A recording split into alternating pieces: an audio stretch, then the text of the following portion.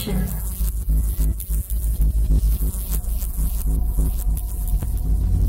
Hey everybody, it's ThisFknGuyHere for the Bitch Report. The other day I was going to do a video on President Trump's national address about the government shutdown and the border wall and all of that kind of stuff, and I avoided it because I didn't want to waste my time. I've got a couple other things I'm working on to get out to you guys, but something just happened today that I just can't resist pointing this out. Now, I'll say right now, I'm not a Trump supporter.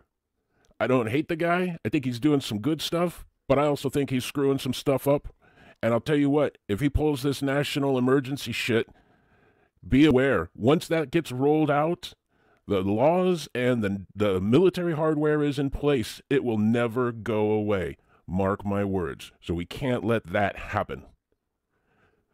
But we've got a Congress that is bought by the Israeli lobby.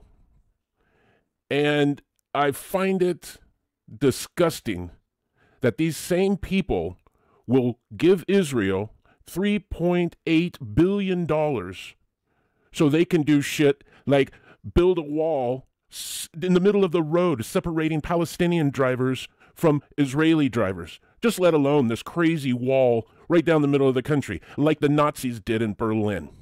Why is it okay that we fund that wall and we don't fund our wall? Whether you like it or not, I'm not saying I'm for it or against it. What I want to point out is the hypocrisy that we have in this country and in our Congress. It's obvious that they don't want this kind of information put out in front of your face. It's why YouTube decided to partially censor one of my videos about this topic of giving Israel all of this frickin' money. It's gotten 150 views or something like that, I think. In fact, one of Israel's military guys just let the cat out of the bag. Told the press that they've been funding the rebels in Syria. They've been giving military hardware to the rebels in Syria. They've been giving cash to the rebels in Syria. Israel is funding the terrorists. We give them $3.8 billion, and they give weapons and everything to the guys that we're supposed to be fighting? Have you ever heard that before? Group of people that fund both sides of the war? Yeah, that's what's going on.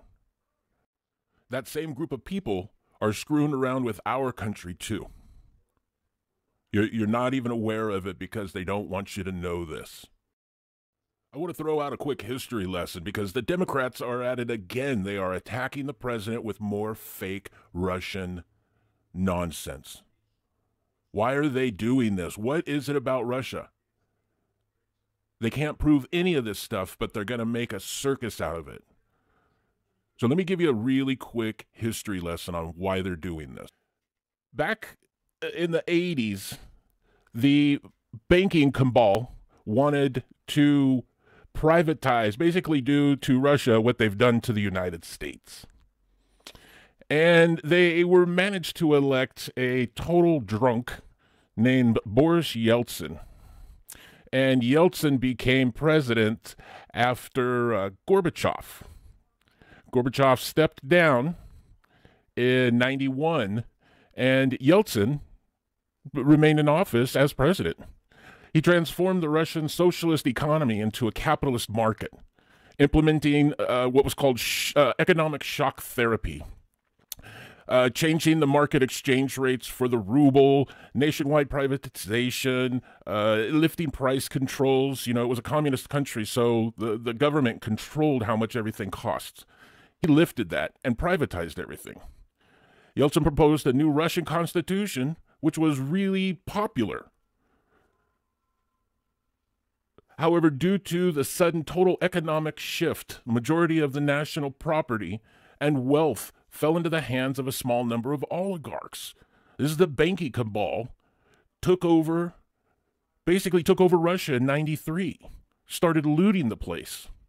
So rather than creating new enterprises, Yeltsin's policies led to international monopolies hijacking the Soviet markets. This is what was going on during the 90s. Russia suffered inflation and economic collapse. So in 1999, under enormous international pressure, Yeltsin announced he was going to resign, leaving the presidency in the hands of Vladimir Putin. This is where the story starts getting really good. Now, as we all know, Vladimir Putin was KGB. Nothing wrong with that. Remember this guy right here? He was CIA too. If you know anything about that guy's father, he was actually working with Hitler. He was a senator and was sanctioned, got in trouble. Can't remember the whole story about that, but that's a whole nother video. Right now we're talking about what the deal is, why they're attacking Russia. So when Putin became prime minister, he wanted to build a strong Christian nation, and he televised a Christmas message back in 2008 that didn't get a lot of airplay here in the United States. So I find it really odd that Putin wants to make Russia a very Christian nation, and our country is treated like a porta potty at a Burning Man festival. That's really sad. I hate to even say that. But, you know, maybe Vladimir Putin is on to something. He basically said the Russian Orthodox Church contributes to promoting the moral values of a society. And we should not completely draw a line between our culture and the church. But of course, by law in a country, the church is separate from the state, just like here in the United States. But in the soul and the history of the Russian people, it's all one. It's always been, and it always will be. Well, this pissed the Khazar mafia off like you wouldn't believe. So in 2012, at the Bilderberg meeting, for the first time, three Russians who represented the anti-Putin opposition were invited to the Bilderberg meeting. These guys were the chief benefactors of the privatization and were part of the handful of Russian entrepreneurs who became billionaires. Many of these oligarchs soon found themselves in prison in Russia or exiled to Britain or Israel to avoid prosecution. These guys blew it, man. And the guy who believed in his country, who wasn't going to let it be taken down by a handful of bankers, took control. Putin banned Russian officials from owning any foreign Rothschild bank accounts or stock. So you pissed the Rothschilds off, man. You've really pissed in a big bowl of cereal. Putin issued arrest warrants for George Soros. Now Soros has little room to continue his dirty little tricks with a speculation that has devastated the entire global financial system in collaboration with the Rothschilds and the Rockefellers. So, is it so bad that Trump likes Putin? Knowing what I just said, Putin paid off all of the Russian debt that was accumulated by Boris Yeltsin in the 90s. Putin paid them off. And in the early 2000s, declared free. No more Rothschilds controlling our economy, our country. Get out. Maybe Trump knows what's going on. Maybe this is the swamp he's talking about draining. But you're not going to realize that because nobody's going to give you this kind of history lesson watching the nightly news. You know, it is not in their interest for you to be educated. That's why they're dumbing down the country. So what do you think Uranium One was all about? Clinton, who's a part of the Rothschild jackals, is giving away our stuff to Russian oligarchs. You know, they didn't go to Putin. Now, I hope now you can see what the big picture is. You know, you got the vultures of Wall Street pissed off because Putin will not play the game. Trump is aware of this. I would almost guarantee it. This is the swamp he's trying to drain. So everything he wants to do, they're going to push back on him like you've never seen. We've never seen a president attacked like this, even though we know for a fact the Bush crime family started out funding Hitler along with Henry Ford, the Warburgs, all of these guys. But yet we elected Herbert Walker Bush and his kid. That guy, Bush, oh my God, we didn't even elect Bush. Bush was appointed. That's how screwed we are by the bankers. Your vote doesn't matter. It's going to be who they want. So, of course, Trump wants to do what? Exactly what Putin did. Secure his country. Take it away from these people. Make America great again. Bring back jobs. They're not going to let this happen. Just like they're not going, or at least they're going to attempt to not let him build his wall. They don't want him to get anything done. In fact, he's pissed these people off so bad. I heard during the Christmas tree lighting ceremony, there were red dots on his chest, and the Secret Service whooshed him away. You know, he spent Christmas by himself in the White House, sent the family away. This guy's very nervous, very scared. He knows he's pissed these people off, but he loves this country. Again, I didn't vote for the guy. I think he's done some bad things, and I think he's done some good things, and I think he's trying to get some good things done for the better of the country.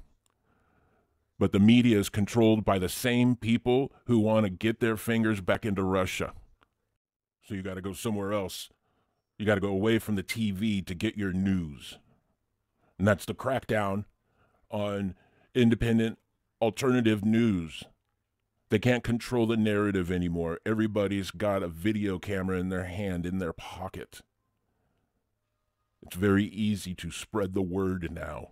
It's what all the clampdown is on Facebook and all this other bullshit that's going on like this. It is to control what is being heard.